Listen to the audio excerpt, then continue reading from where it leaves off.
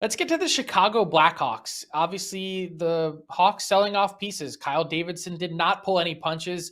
Just right from his opening introductory press conference as the Blackhawks GM, you see the guys that end up being on their way out. Marc-Andre Fleury, Brandon Hagel, Ryan Carpenter. More changes will be coming for the Chicago Blackhawks over time, but what's caught my eye is the comments from Captain Jonathan Toews over the last, 10 or 12 days about some of these moves. You see this quote from Ben Pope of the Chicago Sun-Times, Jonathan Toews saying, "I'm not going to lie, it was disheartening to see a couple really good friends go. When you cultivate that chemistry and that friendship and that connection with your teammates, you want to keep building off of it. So it's definitely a little disheartening." And that wasn't really the one that really captured my attention. There was another one as well. Yeah, if Hags is the guy that's Brandon Hagel that to get traded, if he's not a guy that's part of the rebuild, then I don't know. Here's what I do know, Mike. You see the comments from Jonathan Toews, a guy that really hasn't held up his end of the bargain as well in terms of his contract and his play of late.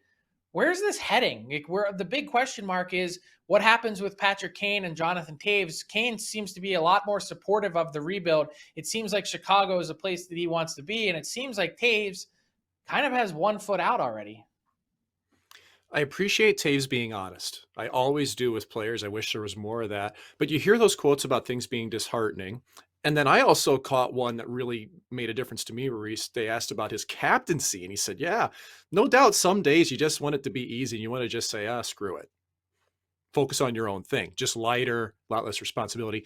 What I'm hearing here is a player who's already thinking about what it would be like. He said, hey, you picture yourself leaving an organization, what it would be like to play somewhere else. Like you said, Frank, like one foot out, like if you're having doubts, Jonathan Toews, about what it's like, if you're having doubts about, or even thinking how much better it would be to not be a captain, go somewhere else and have fun. Take the pressure off, discover your game again, the love for it, because it's not getting better in Chicago anytime soon. There's a 2, 3, 4 year gap here before it's going to be better and your contract's going to be done. My question to you, Frank, is would anybody take Jonathan Toews' contract?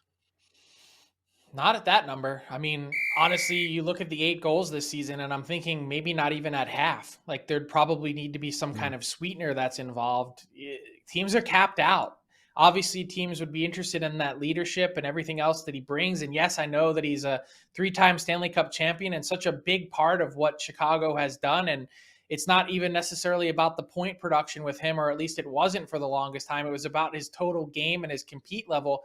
That compete level hasn't been there for a long time. And oh, by the way, since he signed that contract and that contract started, the Blackhawks haven't won a single playoff series. So they're in a spot where they haven't, those contracts, and rightfully so, were based on past performance, not necessarily about what they are doing for the future. It sort of feels to me like if he's not a trade target, then at the very least, Jonathan Toews is going to be a buyout candidate this summer. It's going to be interesting to watch how that unfolds, just because he's been such a staple there for so long. But you read his comments and you read between the lines and you're like, man, this does not feel or sound like a guy that really wants to be in Chicago for the long haul. In fact, my bigger question to that, Mike, is how much does he even really want to play when you hear comments like that?